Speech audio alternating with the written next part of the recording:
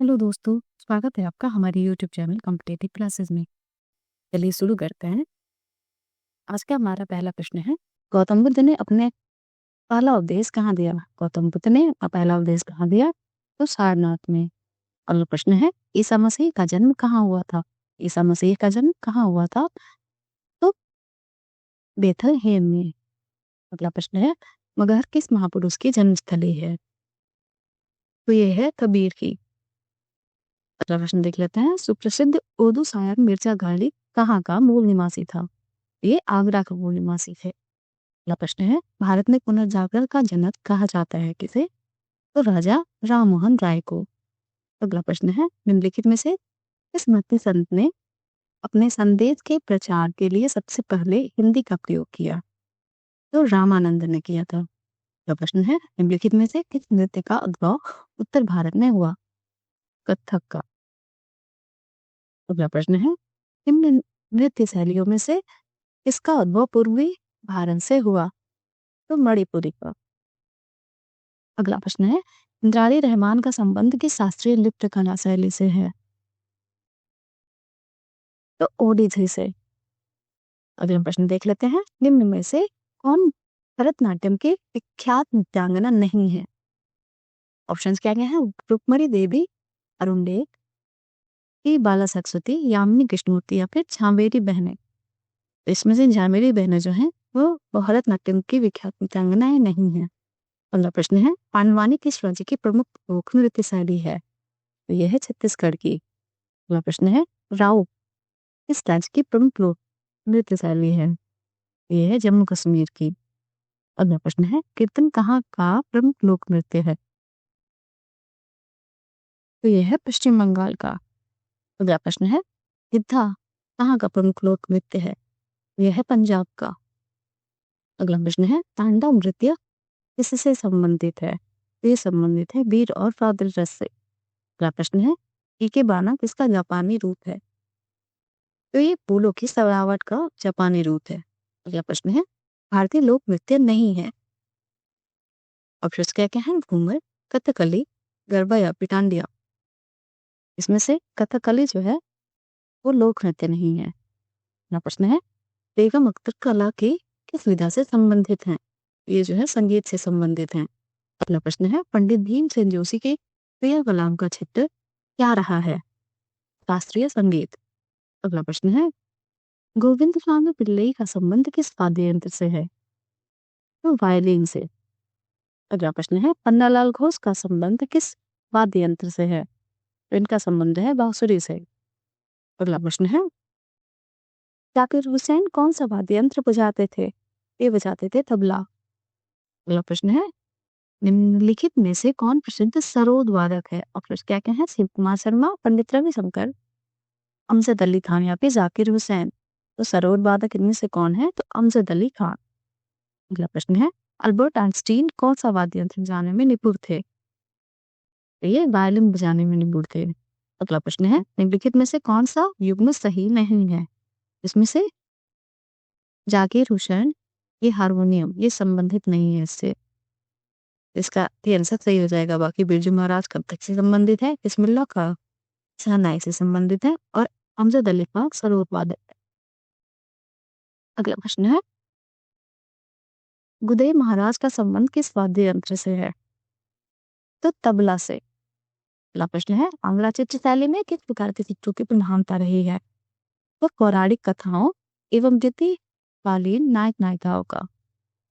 अगला प्रश्न है, गुजराती चित्रकला शैली में किस प्रकार की चित्रों की प्रधानता रही है? तो प्राकृतिक रचनाओं की। अगला प्रश्न देख लेते हैं, निम्नलिखित में से कौन सुमेलित नहीं है? तो पिछवाल चित्रकारी गुजरात ये सुमेलित नहीं है।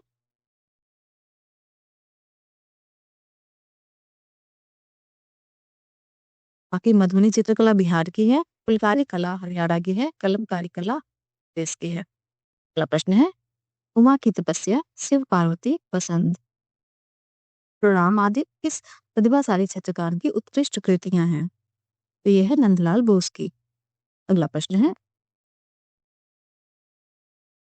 लोक चित्रकला मधुबनी किस राज्य में लोकप्रिय रही है? तो ये है बिहार की। अगला प्रश्न है, यामिनी राय ने कला के किस क्षेत्र में नाम कमाया? तो इन्होंने चित्रकला के क्षेत्र में नाम कमाया है।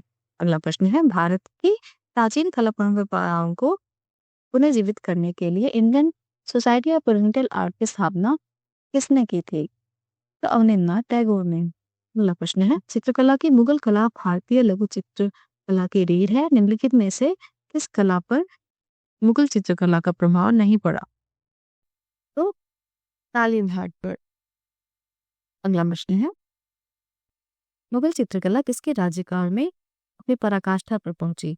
ये जो है जहांगीर के काल में। अगला प्रश्न है, राजस्थान की प्रसिद्ध ब्लू पॉटरी की दस्तकारी का उद्भव कहाँ से हुआ? तो पर्शिया से। अगला प्रश्न है, पिछवाई कलाकृतियों में बने चित्र जो है उद्धत किए गए तो भगवान श्री कृष्ण के जीवन से। अगला प्रश्न है, निम्नलिखित युग्मों में से कौन सा एक सुमेलित है? क्या क्या है? हड़प्पा सभ्यता, चित्रित धूसर निर्माण, तुषार गांधार कला शैली, मुगल अजंता चित्रकारी या फिर मराठा पहाड़ी चित्रकला। तो इसमें से सही कौन सा है? तो कुषाण गांधार कला शैली। अगला प्रश्न है, भारत में किस शिलाश्रय से सर्वाधिक चित्र प्राप्त हुए हैं? तो भीमबेटका से। अगला प्रश्न है, अजंता किस लिए प्रसिद्ध है? अजंता जो है कलात्मक चित्रकारी के लिए प्रसिद्ध है। अगला प्रश्न है, सूफी संप्रदाय किस धर्म से विकसित हुआ? ये जो है इस्लाम धर्म से विकसित हुआ। अगला प्रश्न है, तीन इलाही धर्म किसने शुरू किया? तो ये शुरू किया है अकबर ने। अगला प्रश्न है, वैष्णव धर्म का मूलभूत सिद्धांत क्या था? तो अवतारवाद। अगला प्रश्न है, चिश्ती परंपरा के संस्थापक कौन थे? तो मोइनुद्दीन चिश्ती। अगला प्रश्न देख लेते हैं, जैन परंपरा के अनुसार जैन धर्म में कुल कितने तीर्थंकर हुए? इनके अनुसार 24 तीर्थंकर हुए। अगला प्रश्न है, निम्नलिखित में से कौन सा वेद जादू टोना तथा संबंधित मंत्रों का संग्रह है? तो अथर्ववेद। अगला प्रश्न है, सर्वप्रथम सूत्र की चर्चा किस धार्मिक ग्रंथ में मिलती है? ये मिलती है ऋग्वेद में। अगला प्रश्न है, उपनिषद पुस्तकें हैं वे दर्शन को है। अगला प्रश्न देख लेते हैं, प्रमुख उपनिषदों की संख्या कितनी है? तो 12 उपनिषदें हैं। अगला प्रश्न है, किस उपनिषद को बुद्ध से भी प्राचीन माना जाता है? तो कठोपनिषद को। अगला प्रश्न देख लेते हैं, प्राचीन हिंदू महाकाव्य कौन सा है? ये है रामायण। महाभारत का पारसी अनुवाद क्या है? तो यह है रज्मनामा। अगला प्रश्न है, अवतारवाद का प्रमुख उल्लेख कहाँ मिलता है? तो ये मिलता है भगवत गीता में। अगला प्रश्न है, विष्णु के 10 अवतारों की जानकारी का स्रोत क्या है? तो मत्स्य पुराण।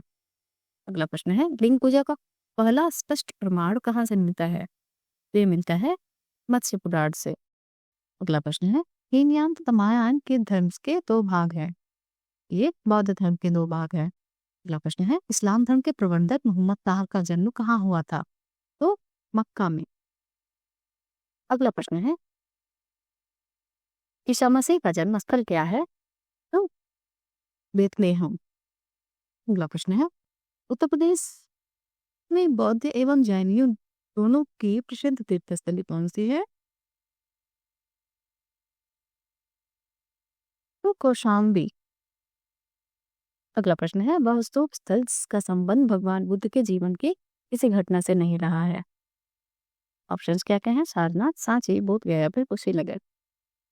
तो सांची का संबंध बुद्ध के जीवन से नहीं है। अगला प्रश्न है, पुराणों की कुल संख्या कितनी है? तो 18। अगला प्रश्न है, सिख को दार्शनिक आदान प्रदान करने वाले प्रथम आचार्य कौन थे? ये थे रामानुज। अगला प्रश्न है, पतंजलि का संबंध किससे है? तो योग दर्शन से। अगला प्रश्न है, महर्षि गौतम बुद्ध का संबंध किस दर्शन से है? इनका संबंध है न्याय दर्शन से। रामानुजाचार्य किससे संबंधित है? तो ये संबंधित है विशिष्टाद्वैत से। अगला प्रश्न है, भोगाली बिहू किस राज्य के प्रमुख त्योहार है? तो ये त्योहार है असम का। अगला प्रश्न है, रंगोली बिहू किस राज्य का प्रमुख त्योहार है? तो ये त्योहार है असम का। अगला प्रश्न है आदिशंकर फिर बाद में शंकराचार्य बने, इनका जन्म कहाँ हुआ था? इनका जन्म हुआ था केरल में। अगला प्रश्न देख लेते हैं पारसी नववर्ष दिवस कहलाता है, ये नवरोज कहलाता है। अगला प्रश्न है महाराष्ट्र में शिवाजी उत्सव एवं गणेश चतुर्थी किसने शुरू किया था? तो बीजी तिलक ने। अगला प्रश्न है ईद उल जुहा किसकी याद में मनाया जाता है? तो ये मनाया जाता है हजरत इब्राहिम की याद में। अगला प्रश्न है निम्न में से असम में कौन सा त्योहार प्रसिद्ध है? तो दुर्गा पूजा है, बिहू है, ओणम या फिर पोंगल। तो बिहू जो है असम का त्योहार है। अगला प्रश्न है रासलीला, याओ संग, लाई हरीबा आदि त्योहार किसके हैं? तो ये सब त्योहार जो है मणिपुर के लोगों के हैं। अगला प्रश्न है बवाल मेला किस स्थान पर लगता है? तो ये मेला जो है देवीधुरा पर लगता है। अगला प्रश्न है हरेला क्या है? हरेला क्या है? तो ये एक त्योहार है। अगला प्रश्न है बाबा गरिया पूजा त्योहार कहाँ मनाया जाता है? तो ये मनाया जाता है त्रिपुरा में। अगला प्रश्न है घोड़ा का काला पैगोडा किस देवता को समर्पित है? तो ये समर्पित है सूर्य देवता को। अगला प्रश्न है हिंदू के 4 तीर्थ जिन्हें धाम कहा जाता है कौन कौन से हैं? तो ये हैं बद्रीनाथ, द्वारिकापुरी और रामेश्वरम। बद्रीनाथ, द्वारिकापुरी और रामेश्वरम। अगला प्रश्न है विश्व प्रसिद्ध दांत का मंदिर कहाँ स्थित है? तो स्थित है कैलडी में। अगला प्रश्न है एलोरा स्थित गुफाएं एवं शैलकृत मंदिर जो है किससे संबंधित है? तो ये संबंधित है बौद्ध, जैनों और हिंदुओं इन तीनों से संबंधित है। अगला प्रश्न है बद्रीनाथ धाम किस देवता को समर्पित है? तो ये समर्पित है विष्णु को। अगला प्रश्न है माउंट आबू में दिलवाड़ा मंदिर इसका है? तो ये एक जैन मंदिर है। अगला प्रश्न है धार्मिक स्थल बोध गया कहाँ स्थित है? तो ये स्थित है बिहार में। अगला प्रश्न है इस सूफी संत की दरगाह अजमेर में है? तो मोइनुद्दीन चिश्ती की दरगाह अजमेर में है। अगला प्रश्न है वैष्णो देवी मंदिर किस राज्य में स्थित है? तो ये स्थित है जम्मू कश्मीर में। अगला प्रश्न है अमरीकी में से कौन सुमेलित नहीं है? तो बृहदेश्वर मंदिर कोड़ा की जो है सुमेलित नहीं है, बाकी गोमतेश्वर मंदिर बोला में है, अग्रन नरसिंहवर्धी हम्पी में है, महाकालेश्वर मंदिर उज्जैन में है। अगला प्रश्न है मीनाक्षी मंदिर कहाँ अवस्थित है? ये स्थित है मदुरई में। अगला प्रश्न है एलोरा स्थित कैलाश मंदिर के निर्माण का श्रेय किसको जाता है? तो ये श्रेय जाता है राष्ट्रकूटों को। अगला प्रश्न है चामुंडा माता मंदिर कहाँ स्थित है? तो ये स्थित है राजस्थान में। अगला प्रश्न है बद्रीनाथ धाम किस शहर में स्थित है? तो चमोली में बद्रीनाथ धाम स्थित है। अगला प्रश्न है नागर एवं द्रविड़ हैं, ये जो है भारतीय मंदिर स्थापत्य की 2 प्रमुख शैलियां हैं। अगला प्रश्न देख लेते हैं पर्वतीय नगर मसूरी कहाँ स्थित है? तो ये स्थित है उत्तराखंड में। अगला प्रश्न है डलहौजी पर्वतीय सैरगाह कहाँ अवस्थित है? तो यह अवस्थित है हिमाचल प्रदेश में। अगला प्रश्न है पोर्ट विलियम कहाँ स्थित है? तो ये स्थित है कोलकाता में। अगला प्रश्न है हाथी गुफा किस राज्य में स्थित है? हाथी गुफा किस राज्य में स्थित है? तो उड़ीसा में स्थित है। अगला प्रश्न है शाहजहांबाद कहाँ स्थित है? शाहजहांबाद कहाँ स्थित है? तो ये स्थित है दिल्ली में। अगला प्रश्न है मुसम्मन बुर्ज कहाँ स्थित है? मुसम्मन बुर्ज कहाँ स्थित हो? तो ये स्थित है आगरा में। अगला प्रश्न है बहमनी सुल्तानों का गोल गुम्बज कहाँ स्थित है? तो ये स्थित है बीजापुर में। अगला प्रश्न देख लेते हैं कन्हेरी और कार्ले गुफाएं किस राज्य में स्थित है? तो ये स्थित है महाराष्ट्र में। अगला प्रश्न है भारत का सबसे पुराना स्मारक कौन सा है? इसमें से तो कुतुब मीनार, ताजमहल, गुफा या फिर अजंता की गुफा। तो अजंता की गुफाएं जो है सबसे पुराना है। अगला प्रश्न है इलाहाबाद में स्थित अनफिट बाग किसकी शहादत के लिए प्रसिद्ध है? तो ये चंद्रशेखर आजाद की शहादत के लिए प्रसिद्ध है। अगला प्रश्न है निम्नलिखित में से किस शहर में जंतर मंतर का निर्माण सवाई जय सिंह द्वारा नहीं कराया गया? ऑप्शन क्या क्या है दिल्ली में, पटना में, जयपुर में या फिर उज्जैन में? तो पटना में जो है जंतर मंतर का निर्माण सवाई जय सिंह द्वारा नहीं कराया गया। अगला प्रश्न है दिल्ली से लाल किला का निर्माण किसने कराया है? तो ये कराया है शाहजहां ने। अगला प्रश्न है कुतुब मीनार का निर्माण किसने प्रारंभ कराया? पे निर्माण कराया है कुतुबुद्दीन ऐबक ने। अगला प्रश्न है, एतमा उदौला का मकबरा आगरा में किसने बनवाया? तो नूरजहां ने बनवाया। अगला प्रश्न है, विश्व का सबसे ऊंचा कहा जाने वाला विश्व शांति स्तूप बिहार में कहाँ स्थित है? ये स्थित है राजगीर में। अगला प्रश्न है, सांची का महान स्तूप कहाँ है? ये मध्य प्रदेश में है। अगला प्रश्न है, जैन का प्राचीन काल में क्या नाम था? तो जैन का नाम अवंतिका था। अगला प्रश्न है, उत्तर प्रदेश में जैन और बौद्ध दोनों धर्मों का एक प्रसिद्ध तीर्थ स्थल है, वो है कौशाम्बी।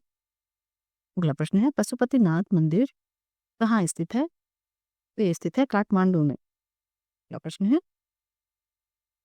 पंजशील घाटी कहाँ स्थित है? तो ये स्थित है लेबनान में। अगला प्रश्न देख लेते हैं, येलोस्टोन नेशनल पार्क कहाँ अवस्थित है? तो ये अवस्थित है कनाडा में।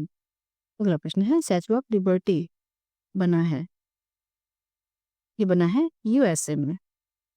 अगला प्रश्न है, भारतीय पुरातत्व विज्ञान का जन्मदाता किसे कहा जाता है? तो ये कहा जाता है अलेक्जेंडर कनिंघम को। अगला प्रश्न है, निम्नलिखित में से किसे विश्व कला संग्रहों का भंडार कहा जाता है? विश्व कला संग्रहों का भंडार किसे कहा जाता है? तो सालार जैन संग्रहालय हैदराबाद। अगला प्रश्न है, भारतीय सर्वेक्षण निम्नलिखित में से किसके अधीनस्थ है? तो ये किसके अधीनस्थ है? गृह मंत्रालय के। अगला प्रश्न है, निम्नलिखित में से कौन सी भाषाएं हाल ही में प्राचीन भाषाएं घोषित की गई हैं? तो कन्नड़ और तेलुगु। अगला प्रश्न है, अशोक का मानसेहरा तथा शाहबाजगढ़ी अभिलेख किस लिपि में है? तो ये जो है खरोष्टी लिपि में है। अगला प्रश्न है, अशोक के शिलालेखों की क्या लिपि है? तो ब्राह्मी। अगला प्रश्न है, 1957 में ऑल इंडिया रेडियो का नाम आकाशवाणी रखा गया, इससे पूर्व सर्वप्रथम किस रेडियो स्टेशन का नाम आकाशवाणी रखा गया था? तो मैसूर का। अगला प्रश्न है, प्राचीन भारत में निम्नलिखित में से कौन सी लिपि दाईं ओर से बाईं ओर लिखी जाती है? तो खरोष्ट लिपि, ये दाईं ओर से बाईं ओर लिखी जाती है। अगला प्रश्न है, भारत का सबसे ऊंचा टीवी टावर कहाँ स्थापित है? तो यह स्थापित है पीतमपुरा में। अगला प्रश्न है, दूरदर्शन द्वारा प्रायोजित प्रथम धारावाहिक कौन सा था? तो हम लोग। अगला प्रश्न है, ऑल इंडिया रेडियो का नाम परिवर्तित आकाशवाणी किस वर्ष रखा गया? तो ये रखा गया है 1957 में। अगला प्रश्न है, दूरदर्शन से रंगीन कार्यक्रमों की शुरुआत कब से हुई है? तो ये हुई है 1982 ईस्वी से। बराह मिहिर थे। बराह मिहिर क्या थे? तो ये एक ज्योतिषविद थे। अगला प्रश्न है, वर्तमान में राष्ट्रीय संग्रहालय में लगभग 2 लाख कृतियां हैं जो हमारे ऐतिहासिक वर्षों की मूक गवाह हैं। यह कितने वर्षों की कलाकृतियों को समाहित किए हुए हैं? तो ये 5000 वर्ष की कलाकृतियों को समाहित किए हुए हैं। अगला प्रश्न है, निम्नलिखित में से किस संग्रहालय को कलाकारों, अध्येताओं व कला प्रेमियों द्वारा समान रूप में समकालीन कला का मक्का समझा जाता है? तो राष्ट्रीय आधुनिक कला संग्रहालय को। अगला प्रश्न है, अजमेर में 2.5 दिन का झोपड़ा किसने बनवाया? अजमेर में 2.5 दिन का झोपड़ा किसने बनवाया? तो ये बनवाया है कुतुबुद्दीन ऐबक ने। अगला प्रश्न है, प्रयाग किस शहर का पुराना नाम है? प्रयाग किस शहर का पुराना नाम है? तो ये नाम है इलाहाबाद का, जो कि वर्तमान में इसका नाम प्रयागराज हो गया है।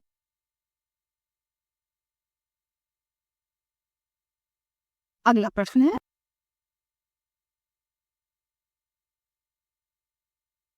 निम्न से किस चित्र को भारतीय कला की मोनालिसा कहा जाता है? निम्न में से किस चित्र को भारतीय कला की मोनालिसा कहा जाता है?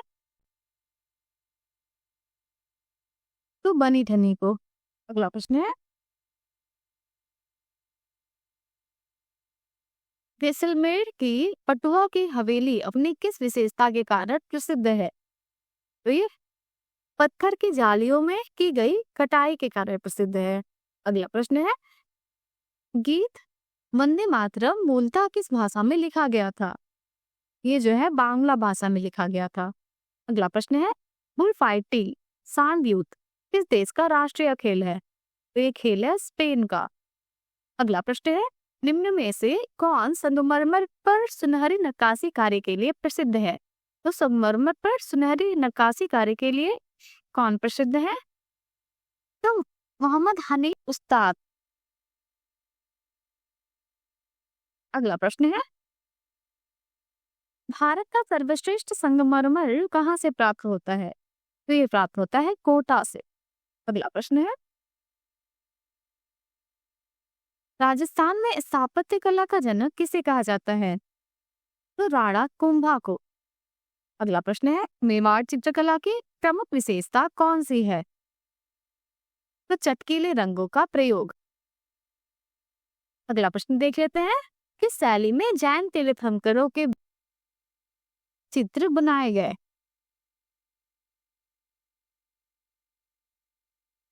तो जैन शैली में।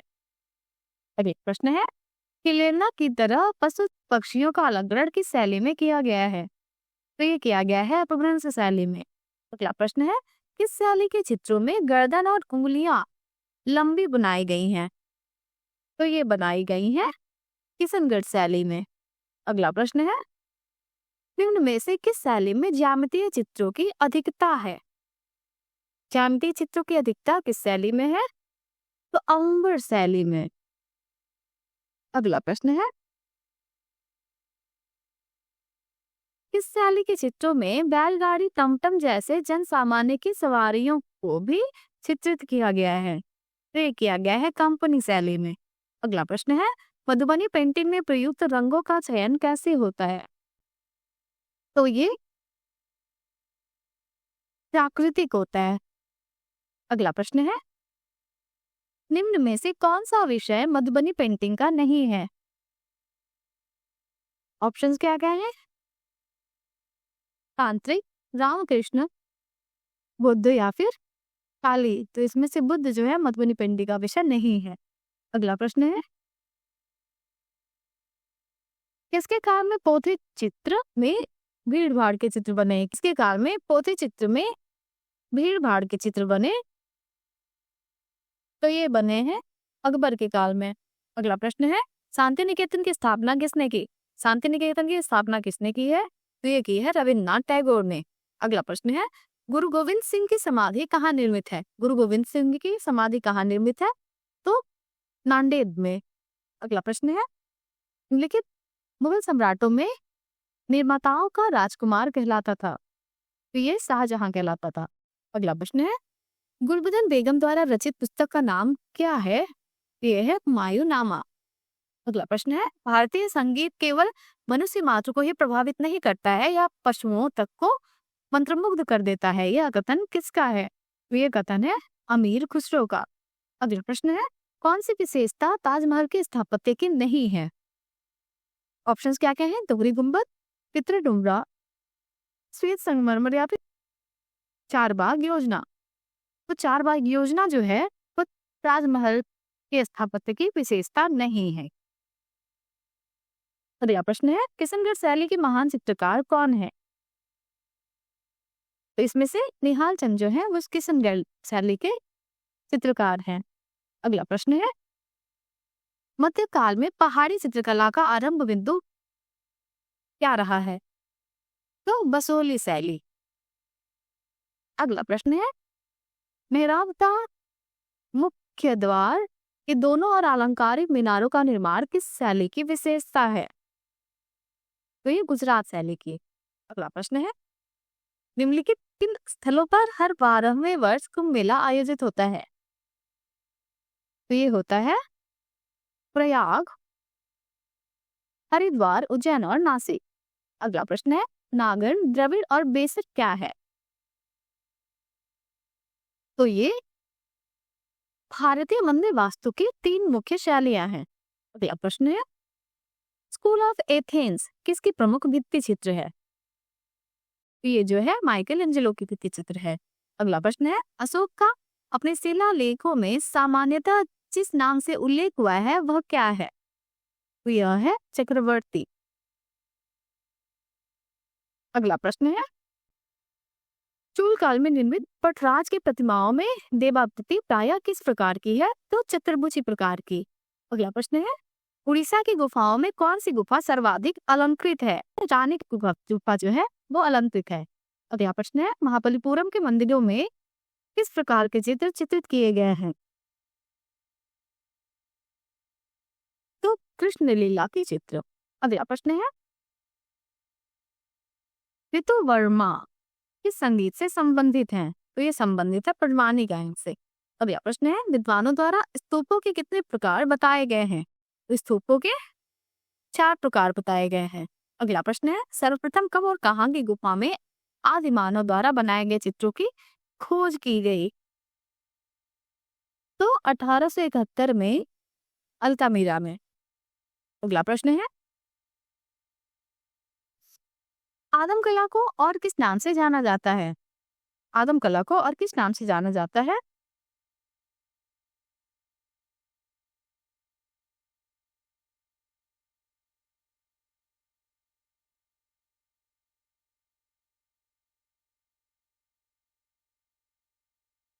तो पाषाण कला के नाम से जाना जाता है। अगला प्रश्न है, बारहसिंगा, सूकर, अश्व आदि जानवरों के चित्र किस गुफा में चित्रित किए गए हैं? ये किए गए हैं बाघ गुफा में। अगला प्रश्न है, अल्तामीरा में मिला वन्य भैंसे का चित्र अपनी किस विशेषता के लिए विख्यात है? तो ये सजीवता के लिए विख्यात है। अगला प्रश्न है, लाड्रोन और उत्तरी गुफाओं में आदिम मानव कृति कैसी रेखा मिलती है? तो असंयमित रेखा मिलती है। अगला प्रश्न है, आदिम मानव के चित्रों के विकास को कितने स्तरों में बांटा गया है? तो 3 स्तरों में बांटा गया है। अगला प्रश्न है, आदिम मानव द्वारा चित्रित ऐसे चित्र जिसे केवल कोयले की काली रेखाओं से खींचकर उसमें एक ही रंग भरा जाता है, वह कौन सा स्तर था? तो द्वितीय स्तर था। अगला प्रश्न है, दूसरे स्तर में जबकि रेखांकन प्रक्रिया में रंगों का प्रयोग कर साधारण दृश्य प्रस्तुत करने की चेष्टा की गई है, ऐसे चित्रों में कितने रंगों का प्रयोग है? तो 2 रंगों का प्रयोग है। अगला प्रश्न है, मारेला लाबुकिला में किस प्रकार का दृश्य दर्शाया गया है? तो कई धनुषधारियों का युद्ध का दृश्य दर्शाया गया है। अगला प्रश्न है, मारेला लाबुविला में प्राप्त हुए धनुषधारियों का युद्ध किसका प्रमाण माना जाता है? तो ये प्रमाण जो है जातीय संघर्ष का माना जाता है।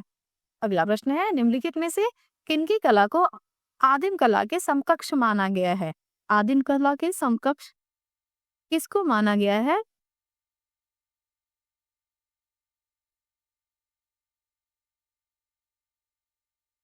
तो राजस्थानी भीलों को।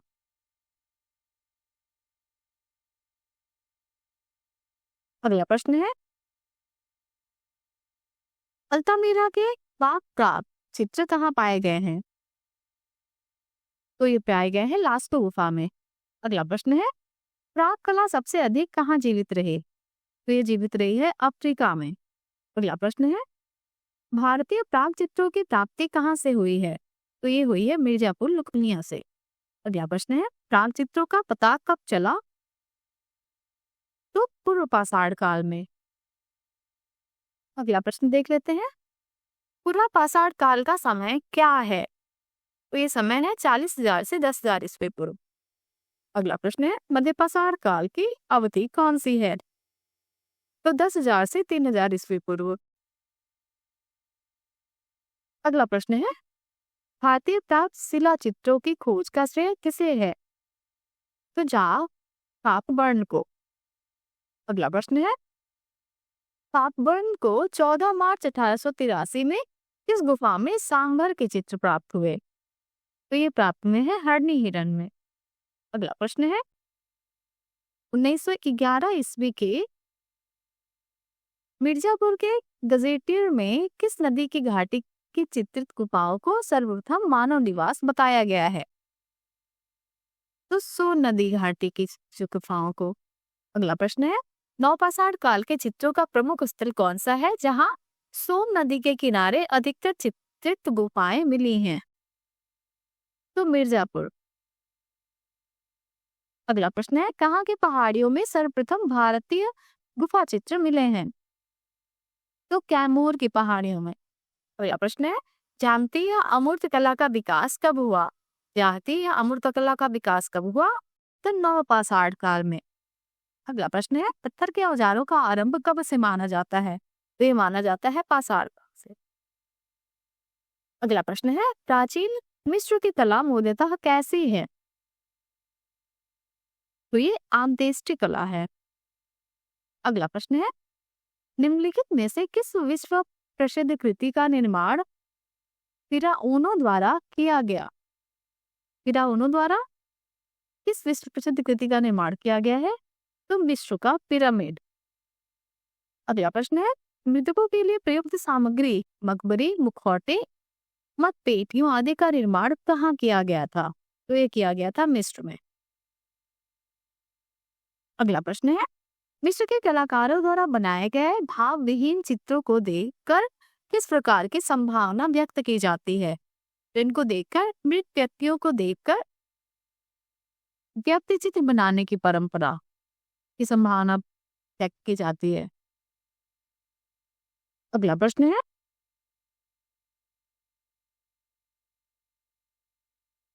मिस्र के किस काल में बनाए गए चेहरों में सजीवता का भाव एवं केश प्रधान की स्पष्ट झलक है? तो ये होयम काल में। अगला प्रश्न है, मिस्र में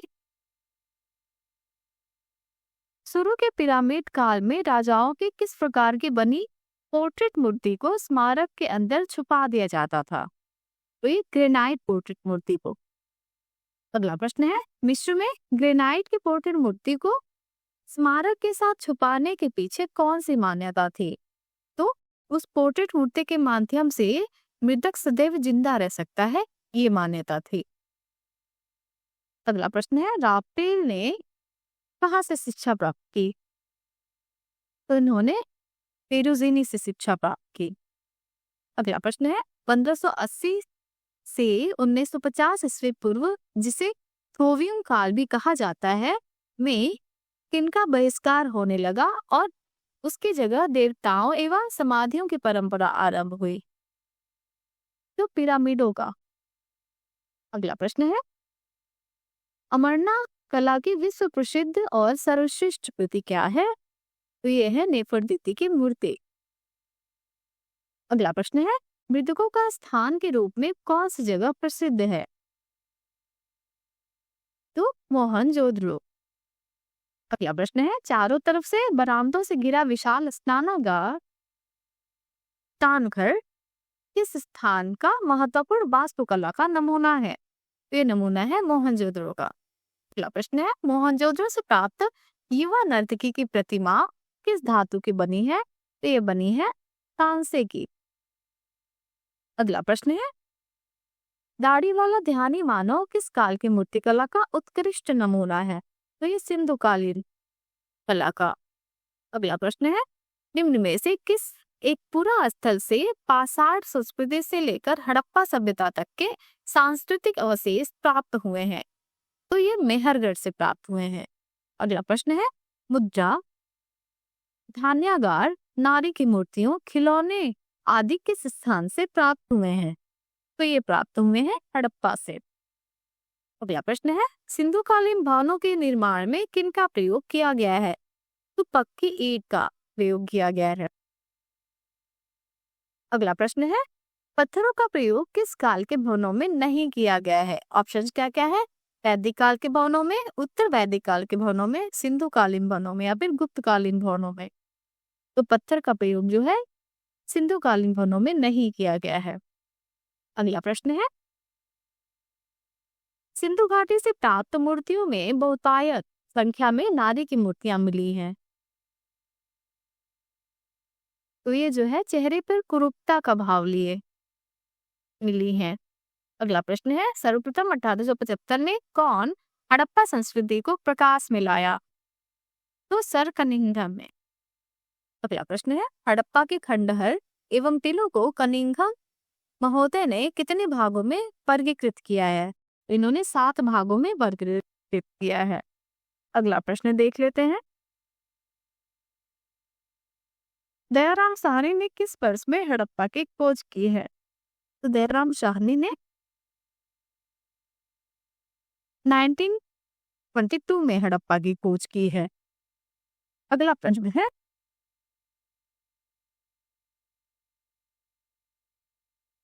1928 और 1933 में मामू स्वरूप वत्स में हड़प्पा का उत्खनन कर 2 टीलों की खोज की, जिन्हें उन्होंने क्या नाम दिया?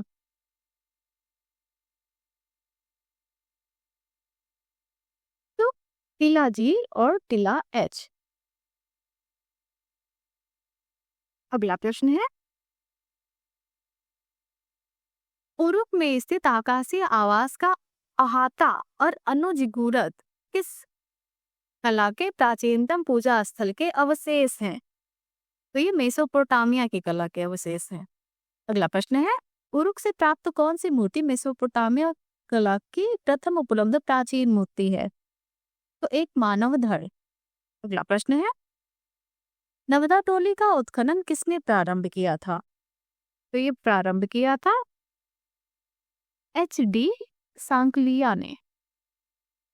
अगला प्रश्न देख लेते हैं, मेसोपोटामिया सभ्यता के किस काल में मूर्तिकला चरमोत्कर्ष तक पहुंची, जिसकी मूर्तियों में यथार्थवाद और भाव प्रदर्शन उच्च कोटि के हैं? तो अकद काल के। अगला प्रश्न है, नवबवीली काल की सर्वश्रेष्ठ उपलब्धि कौन सी है?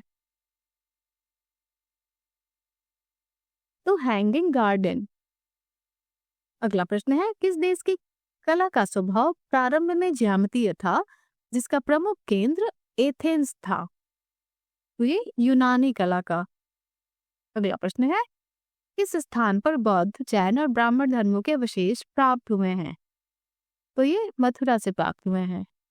अगला प्रश्न है, मथुरा शिल्प में प्रयुक्त पत्थर किस रंग का था, जिसे रूप बास और सिकरी के खानों से लाया जाता था? तो मजीठिया रंग का। अगला प्रश्न है, मथुरा के शिल्पियों ने प्रथम बार किसको मानव के रूप में प्रदर्शित किया? तो इन्होंने बुद्ध को मानव के रूप में प्रथम बार प्रदर्शित किया। अगला प्रश्न है, सबसे प्राचीन जैन प्रतिमाएं और स्तूप कहाँ से प्राप्त हुए हैं? तो ये प्राप्त हुए हैं मथुरा से। अगला प्रश्न है, कहाँ की वेदिका पर पशुओं की आकृतियों के आंतरिक मांगलिक चिन्ह भी उत्कीर्ण है?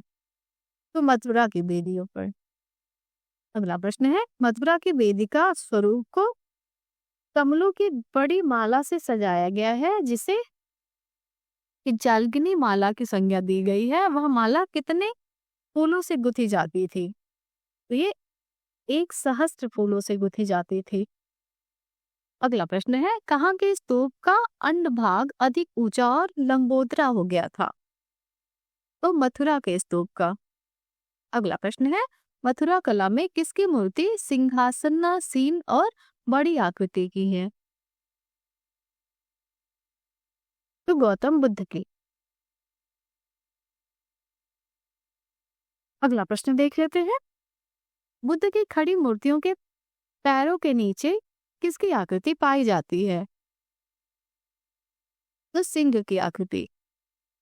अगला प्रश्न है, राय बहादुर राधा कृष्णन को माटगाम के देवकुल से किसकी मूर्ति मिली थी? तो इन्हें कनिष्क के मस्तिष्क विहीन मूर्ति मिली थी। कनिष्क की मस्तिष्कहीन मूर्ति। अगला प्रश्न है, किस स्थान से आधे दर्जन मस्तक मिले हैं, जिस पर तिग्रा खिंदा शकों का नुकीला टोप या चपटे सिर वाली कुल्फी नुमा टोपी है, जिसके बाहरी और ऊन के झुग्गे निर्मित हैं? तो ये मथुरा से मिले हैं। अगला प्रश्न है, मथुरा कला की मूर्तियों का निर्माण किस प्रकार के पत्थर से किया गया? तो ये किया गया है सफेद चित्ती वाले लाल रवादार पत्थर से। अगला प्रश्न है, गांधार शैली का काल क्या है? तो इसका काल 100 एडी से 300 एडी तक। अगला प्रश्न है, गांधार शैली का विकास किसके शासनकाल में हुआ? गांधार शैली का विकास किसके शासनकाल में हुआ? तो ये हुआ है कुषाण काल में। अगला प्रश्न है, भारतीय कला के इतिहास में गांधार कला के तिथिक्रम, विषय और शैली को बहुत महत्व है। इसका प्रमाण क्या है? तो इस कला में 4 मूर्तियों पर वर्ष अंकित किया गया है। अगला प्रश्न है, किस शास्त्र के दृष्टि से गांधार कला की विशेषताएं हैं? बुद्ध और बोधिसत्व की मूर्तियां, जातक कथाएं, यूनानी देव देवी और गाथाओं के दृश्य। तो प्रतिमा शास्त्र की दृष्टि से, किस शास्त्र की दृष्टि से गांधार कला की बुद्ध और बोधिसत्व मूर्तियां, जातक कथाएं, यूनानी देवी देवताएं और गाथाओं के दृश्य,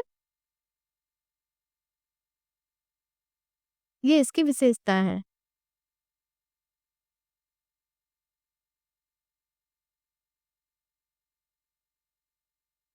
अगला प्रश्न है, बुद्ध की खड़ी मूर्ति, साधन रथ नारी, शुक्र की डागत नारी की मूर्तियां किस शैली की प्रमुख मूर्तियां हैं?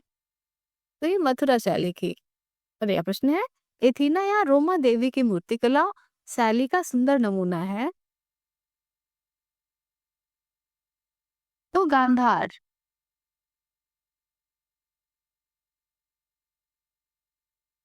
एथीना या रोमा देवी किस मूर्ति शैली किसका सुंदर नमूना है? तो गांधार शैली का। 21। अगला प्रश्न है, एथीना या रोमा देवी की मूर्ति कहाँ संग्रहित है? तो ये संग्रहित है लाहौर संग्रहालय में। अगला प्रश्न है, निम्न में से किस संगीत वाद्य को हिंदू मुस्लिम गान वाद्यों का सबसे श्रेष्ठ मिश्रण माना गया है?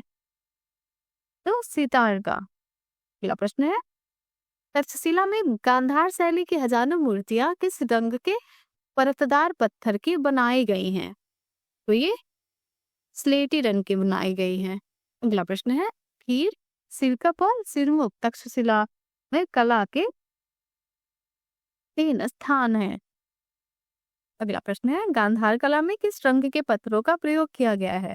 गांधार कला में किस रंग के पत्थरों का प्रयोग किया गया है? तो भूरा, लाल, काला और स्लेटी। अगला प्रश्न है, गांधार शैली के बुद्ध जन की मूर्ति विशेष रूप से विख्यात है, यह किस संग्रहालय में संग्रहित है? तो ये पटना संग्रहालय में संग्रहित है। अगला प्रश्न है, बमियान से प्राप्त बुद्ध की मूर्ति पर किस शैली का स्पष्ट प्रभाव है? तो अजंता शैली। अगला प्रश्न है, एलिफेंटा और सारनाथ किस काल के प्रमुख मूर्तिकला के केंद्र थे? तो ये गुप्तकालीन मूर्तिकला के प्रमुख है। अगला प्रश्न है, बंगाल के पाल वंशीय शासकों ने मूर्तियों के निर्माण में काले पत्थर का प्रयोग किया, यह किस काल की कला थी? तो ये जो है राजपूतानी कला थी, राजपूत काल की। अगला प्रश्न है, भरत के स्तूप की खोज किसने की? तो ये खोज कनिंघम ने की है 1873 ईस्वी में। अगला प्रश्न है, वर्तमान में भरत किस स्थिति में है? वर्तमान में भरत किस स्थिति में है? तो ये पूर्णतया नष्ट हो गया है। अगला प्रश्न है, कहाँ की मूर्तियां चिपटे डॉल की हैं, जिन पर लोक कला का समावेश अधिक मात्रा में पाया जाता है? तो भरत। अगला प्रश्न है, भरत की लोक कला प्राय किस काल की सभी मूर्तियों में विद्यमान है? तो शुंग काल की। अगला प्रश्न है, सांची में 3 स्तूप हैं, इनके आकार कैसे हैं? इनके आकार 2 छोटे हैं और एक बड़ा है। आज का हमारा अंतिम प्रश्न है, किस स्तूप के प्रत्येक स्तंभ की ऊंचाई 28 फुट 5 इंच है? तो धम्मे स्तूप।